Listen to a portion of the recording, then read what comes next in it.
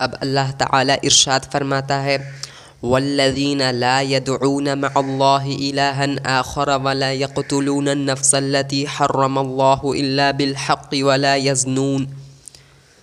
کہ جو اللہ تعالیٰ کے نیک بندے ہوتے ہیں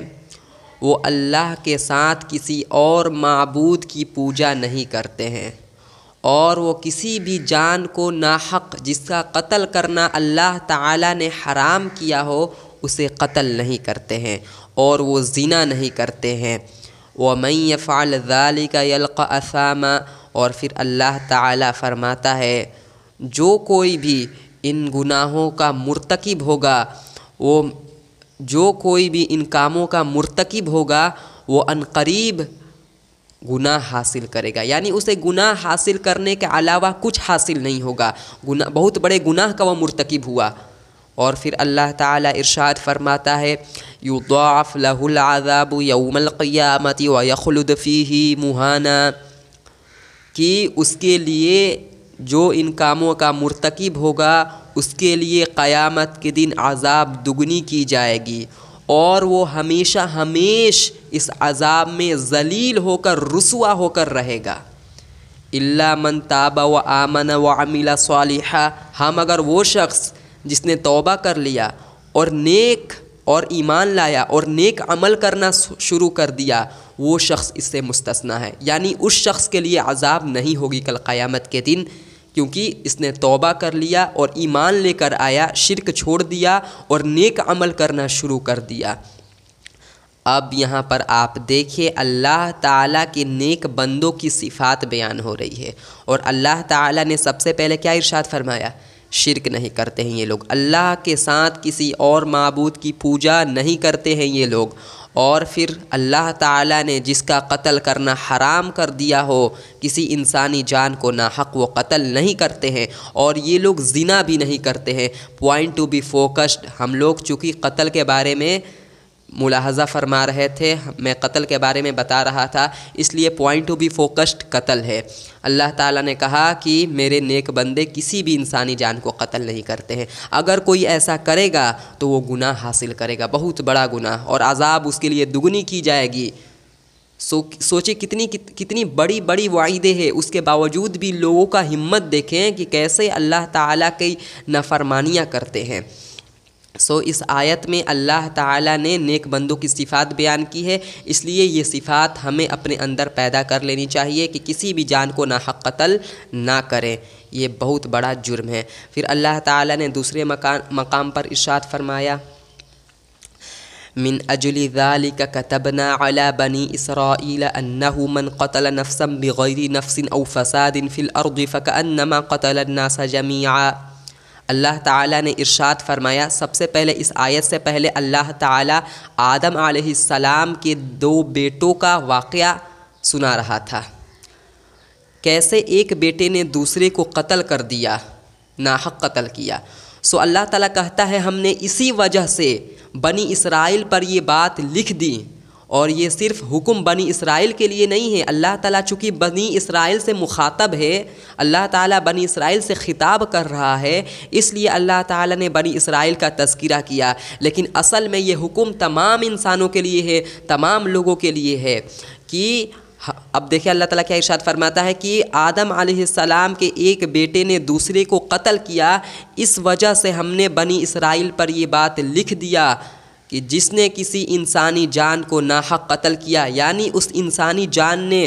کسی اور کو قتل نہیں کیا اور آپ اس کو ناحق قتل کر رہے ہیں، یعنی قصاص کے طور پر قتل نہیں کر رہے ہیں، یا پھر اس انسانی جان نے کوئی فساد نہیں مچایا زمین میں، کوئی فساد کا مرتکب نہیں ہوا، آپ یوں ہی اسے قتل کر رہے ہیں۔ جیسے ڈاکو فساد کا مرتکب ہوتا ہے، اسی طرح جو کفار ہوتے ہیں جب ان سے جہاد ہوتا ہے تو وہ بھی اصل میں فسادی ہوتے ہیں، تو ان کو بھی قتل کرنے کا میدان جہاد میں حکم ہے، قتل کرو، گردنوں پر وار کرو سیدھے۔ اگر اس کے بغیر کوئی، اس کے علاوہ کوئی اور وجہ سے کوئی قتل کرتا ہے جسے ناحق قتل ہم لوگ کہتے ہیں، اللہ تعالیٰ فرماتا ہے کہ میری نظر میں گویا کہ اس نے پوری انسانیت کو ختم کر دیا، پوری انسانیت کو قتل کر دیا۔ اب سوچے ایک انسانی جان کو ناحق قتل کرنا اتنا بڑا جرم ہے، اتنا بڑا جرم کہ اللہ ارشاد فرماتا ہے قرآن میں کہ گویا کہ اس نے پوری انسانیت کو مار دیا جان سے، اتنا بڑا اس نے جرم کیا۔ اس آیت میں کتنی بڑی وعید ہے وہ لوگوں کے لیے جو کسی انسانی جان کو ناحق قتل کر رہے ہیں، مرڈر کر رہے ہیں۔ سن لیں وہ لوگ، سن لیں اس آیت کو کہ اللہ تعالیٰ کے نظر میں آپ کتنے بڑے گناہ گار ہوئے کہ گویا کہ آپ نے پوری انسانیت کو مار دیا جان سے۔ اللہ تعالیٰ نے پورے انسانیت کو پیدا کیا اور آپ کیا کر رہے ہیں؟ پورے انسانیت کو ختم کر رہے ہیں، اس کا ذریعہ آپ بن رہے ہیں۔ گویا کہ اللہ تعالیٰ کے نظر میں آپ نے مار دیا پوری انسانیت کو ایک انسان کا قتل کر کے، اتنا بڑا یہ جرم ہے۔ اور اللہ تعالیٰ پھر آگے فرماتا ہے وَمَنْ أَحْيَاهَا فَكَأَنَّمَا أَحْيَا النَّاسَ جَمِيعًا، اور جس نے کسی انسانی جان کی جان بچائی، گویا کہ اس نے تمام انسانیت کی جان بچائی۔ اب سوچیں کتنی بڑی خوشخبری ہے ان لوگوں کے لیے جو ڈاکٹر بنتے ہیں صرف پیسہ کمانے کے لیے نہیں، بلکہ مخلوق کے خدمت کے لیے، اللہ تعالیٰ کو راضی کرنے کے لیے،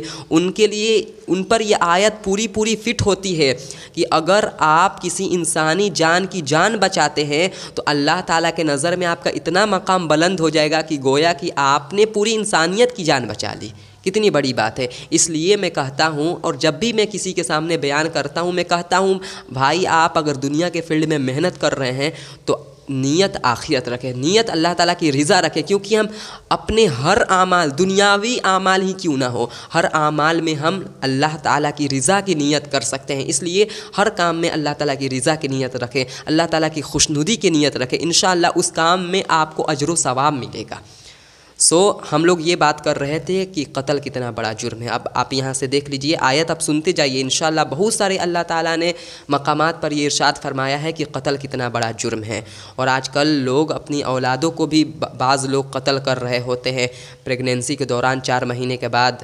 وہ بھی قتل میں آئے گا، وہ بھی مرڈر ہے۔ اگر وہ بچہ سامنے ہوتا ہرگز یہ لوگ قتل نہیں کر رہے ہوتے، تو یہ بھی مرڈر ہے۔ یہ بھی لوگ جو قتل کر رہے ہیں نا، وہ لوگ بھی اس آیت کے تحت شامل ہوں گے، جتنی بھی آیات میں ابھی آپ کو سنا رہا ہوں۔ اب اللہ تعالیٰ ارشاد فرماتا ہے وَإِذَا الْمَوْءُودَةُ سُئِلَتْ، اللہ تعالیٰ سورہ تکویر میں ارشاد فرمایا اور جب زندہ درغور کی ہوئی، زندہ گاڑی ہوئی لڑکی سے سوال کیا جائے گا کل قیامت کے دن، بِأَيِّ ذَنبٍ قُتِلَتْ، بتا تجھے کس جرم میں قتل کیا گیا۔ اللہ تعالیٰ کل قیامت کے دن جب فیصلہ اللہ کر رہا ہوگا، اللہ اتنا ناراض ہوگا قاتل سے کہ اللہ تعالیٰ اس سے سوال بھی نہیں پوچھے گا کہ کیوں تو نے اس کو قتل کیا، اللہ بات بھی نہیں کرے گا۔ جب ہم کسی سے ناراض ہوتے ہیں تو اس سے بات نہیں نہ کرتے ہیں، تو اللہ تعالیٰ کا بھی انداز ایسا ہی ہونے والا ہے۔ اللہ اتنا ناراض ہوگا کہ اس سے سوال بھی نہیں پوچھے گا تم نے اپنے بچی کو کیوں زندہ درگور کیا، بلکہ اللہ تعالیٰ اس بچی سے پوچھ رہا ہوگا بتا تجھے کس جرم میں قتل کیا گیا۔ اتنی بڑی وعید ہے قاتل کے لیے۔ آج یہ آیت ان لوگوں پر فٹ ہوتی ہے جو اپنے بچوں کو قتل کر دیتے ہیں پریگنینسی کے دوران، جب بچے میں روح آ جاتی ہے، کیونکہ ان پر یہ آیت آج فٹ ہو رہی ہے وَإِذَا الْمَوْءُودَةُ سُئِلَتْ، جب زندہ درگور کی ہوئی لڑکی سے سوال کیا جائے گا بِأَيِّ ذَنبٍ قُتِلَتْ، بتا تجھے کس گناہ کی وجہ سے قتل کیا، کون تم نے جرم کیا تھا۔ بہت بڑی وعیدیں ہے قرآن میں قتل کے بارے میں۔ اس لیے ہمیں اس بات کی ضرورت ہے